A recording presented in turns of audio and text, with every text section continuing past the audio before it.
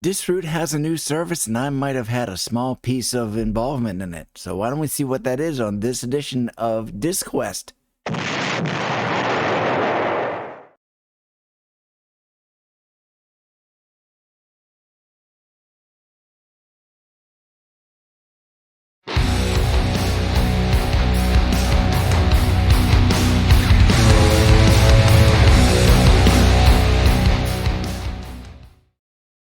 Well, first, why don't we come out to Disroot's Git solution for Joe, and let's look at an entry that was put in about 9 months ago.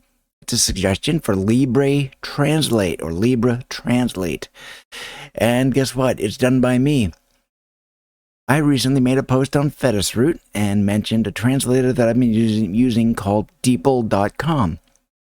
And so-and-so from Disroot replied and mentioned that LibreTranslate as being another option. So I had a picture, but I removed it to clean up my storage space out there. I took a brief look at it and found that it's free and open source machine translation API. So I feel hosting an instance of this may be of benefit for Disroot itself and Disrooters alike. I certainly wouldn't want to suggest adding another service requiring immense time and effort to launch and maintain, like Hubzilla appears to have been. But I believe it may be worth looking into as a possible service that could be added. I, for one, would certainly incorporate it into my translation needs use. Thank you for any consideration. And Muppeth responded by saying, yes, we are aware of this service. Something some of us were thinking of hosting, but we haven't discussed it as a team yet because we're still migrating to a new server setup. We are almost there though. Thanks for the suggestion.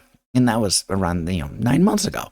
Okay, so some time went by, and ultimately it was agreed to actually go out and build this. So we are going to be taking a look at that. Okay, so if we were to come out to the main website for Disroot, we come to the Services tab, and if we go all the way down to the bottom, got Translate. So I'm going to click on that, and we get a picture of a whole bunch of people. Cool. Excellent. So down here, Disroot's Translate is a machine translation service powered by LibreTranslate. It supports a lot of languages. It's a useful tool for those wishing to translate text between different languages. It's also a valuable tool for developers wishing to create translation applications. You don't need any account to use Disroot's service. So this particular account for the service. So you don't need a Disroot account itself. You can just come in and just use it. So Disroot's Translate is at translate.disroot.org, and that's hyperlinked. Project homepage can be found out at LibreTranslate.com, and the source code is out on GitHub. So how does it work? Just copy and paste your text and choose what language you want to translate it to, and that is it. Gone. There you go. So we are going to fire this up. There's two different ones here. You've got your ordinary. It comes out to the regular page, and there is a Tor link for if you're using the Tor browser. So we're going to click on Translate. And this is it. Now, and this looks fantastic. Now, this service just went into production, just so that you know. So the theming of it is the default theming for LibreTranslate. It hasn't been disrootified or beetrootified, but there we go. So you can translate your text, you can translate files. So let's say I want to say hello. Very simple and basic. So this is the side where you go, you translate from, and you can select auto detect, or you can go from any of these languages, and there are a lot there. And you can translate it to a different language. So let's change it to Dutch.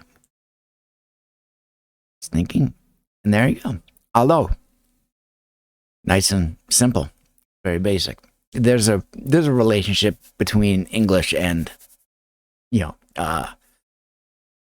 other Germanic-based languages. So there we go.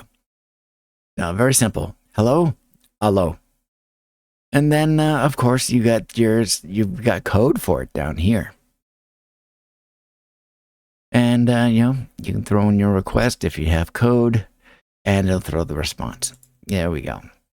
It basically takes it out. So you type hello here. This is the code that's involved in it.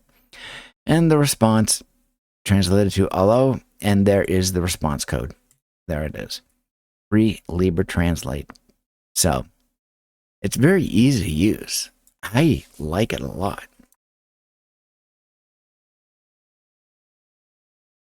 And there we go. I like this a lot. And I'm not going to attempt to do it because I will murder the pronunciations because I don't know the Dutch pronunciations of things.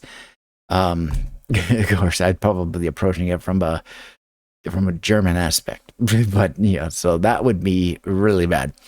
So there we go. And there we have it. That is LibreTranslate for Disroot. This was 9 months ago, as I said on the Forge Joe ticket that I had put on. So it's like I can't give myself complete credit for it because Muppet and the others, they did the work to put it in there. So hats off to you. Muppet, Antelope, Miaz, Fede, those are the only 4 that I can think of right now. Or Feed, how do you pronounce that? Excuse me. I'm sorry, guy. But Average Joe, there's another one. So those guys put the work in to get it done. They obtained the application code. They, ran it through their servers, tested it, QA'd it, everything, and then just pushed it out into production. And there you go. So anything further going on with it right now is just your typical maintenance, which this shouldn't necessarily have much that I can think of,